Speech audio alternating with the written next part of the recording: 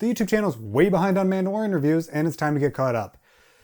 Haven't done a review since chapter 1, and chapters 2 and 3 and 4 and 5 have all come out since then. So we're just going to real quickly speed right through them, and I'll show you guys my real quick bullet point thoughts on each episode. Starting off with chapter number 2.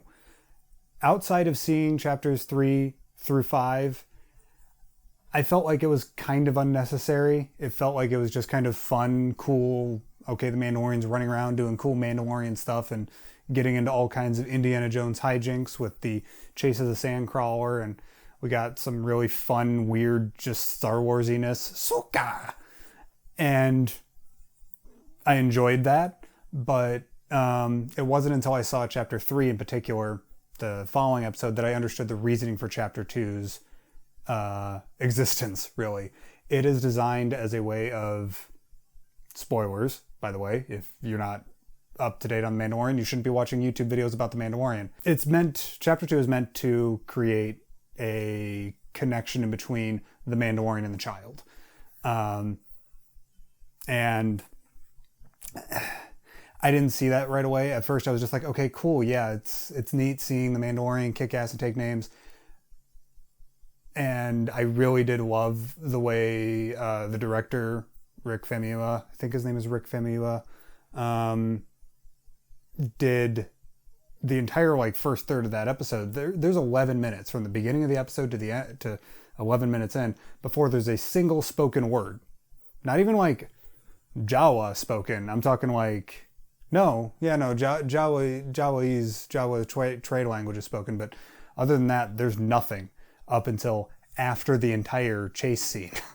That was a very powerful and I think good way of telling Star Wars. I've always thought that Star Wars deserves to be in a visual storytelling format, and chapter 2 definitely did that. And it did do quite a bit to set up chapters 3, 4, and 5. Now, speaking of chapter 3, in my opinion, my favorite episode so far of this, no, not quite. Chapter 4 comes close. I'm not sure between chapter 3 and 4, which we'll get to in a minute. But chapter 3 was absolutely fantastic. We got to see the foundling, aka an orphan taken in by the Mandalorians in The Mandalorian, regretting giving up the orphan that he found, and going back and kicking ass and taking names. And there wasn't a whole ton of story in this other than more inklings as to what the hell the Mandalorian culture is up to. We now know that the Mandalorians are very, very secretive. They don't get to go, they only get to show, only one of them gets to go out at a time, which is really fascinating. Are they still hiding? Why are they still hiding? It's a little bit weird to me. Is after the Great Purge, did a bunch of Mandalorians get together and create a ultra-conservative sect that went back to the old ancient ways of Mandalorians where you don't get to remove your helmet and you must remain in secret and this, that, and the other thing? I don't know.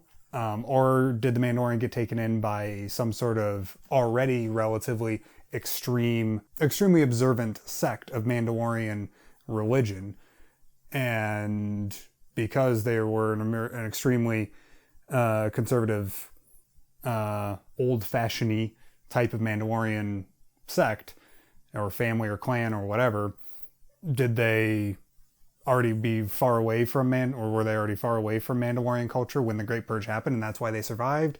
I don't know. I'm hoping that we're going to get answers to that. But just seeing all those Mandos fly around, I know Haas Burkhardt of the Blue Harvest podcast was losing his blasted mind. And I'm so happy that fans of Mandalorians get to see that kind of stuff. And even me, who kind of was like, okay, it's a little bit Iron Man-y, but I can deal. It's a little bit Iron Man 3, but I can deal with it. It was still a pretty powerful moment. We got our second "This is the way" story, memorable line on top of "I have spoken," and I'm really, really happy that Deborah Chow is getting to helm that Obi-Wan Kenobi series, and I cannot wait to see those 6 episodes of whatever the hell her and her writing partner get up to. Chapter 4, on a biased level, because I've been obsessed with the idea of Cara Dune, as a character ever since she was announced. An ex-Rebel shock trooper. I've always been a fan of those old war dog type characters. Not to mention she's played by Gina Carano, who I freely admit I've got a crush on. And she's done such a good job of integrating herself into the Hollywood space after being in the UFC space. And I think that her performances are pretty underrated. I mean, Deadpool, she was a pretty decent character. She definitely got across what she was meant to get across. And we're definitely seeing that with The Mandalorian in Chapter 4. Especially when Cara is talking to the villagers and trying to like convince them to just leave and run away and try and build a way of life somewhere else, rebuild their way of life somewhere else. There's going to be deeper stuff behind that character. Not to mention the wonderful tie-ins that character gave us with like 3 lines when she's talking about after the Battle of Endor, there were still a lot of Imperial warlords running around, and that was our job. Our job, as in her team. Where's her team now? Did they all die? Did she just walk away? Whatever. Because she says verbatim, she says something to the effect of, not verbatim obviously, because that's not what to the effect means, but something to the effect of, we transitioned to peacekeepers and peacekeeping was not my thing. So she left. But, was she telling a half-truth there? I'm very interested in what that character is going to give us moving on. We do know that Gina Carano is in season 2, so in theory, we're going to be seeing more of Cara very, very soon. Now, onto the actual structure of that episode. It's 7 Samurai. It's 7 Samurai, which is what inspired Bounty Hunters, the Clone Wars episode from season 1 or 2, I think. The first appearance of Hondo Ohnaka.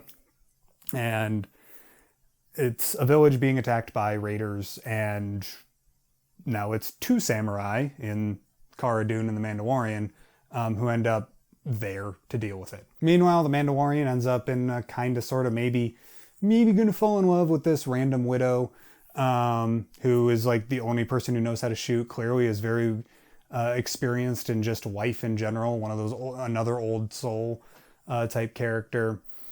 Nothing really comes of that. That's the only weakness of this episode, in my opinion. Chapter 4 felt like that romantic subplot was a little bit slower.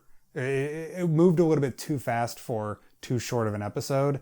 I think that the primary reason of that is to just do some more humanization of Pedro Pascal's Mandalorian, more than it was to set up a future love interest for the character. Also, a T-Rex ATST is pretty much the most metal thing we've seen in Star Wars, so I'm cool with it. And finally, we're at Chapter 5 of The Mandalorian, which sees a lovable, eccentric mechanic who clearly knows the Mandalorian taking or babysitting Baby Yoda. This was, at first, I was really grumpy after this episode, but that's primarily just because of nostalgia porn, which I'm okay with to a certain extent. Like, okay, we're going to end up on Tatooine.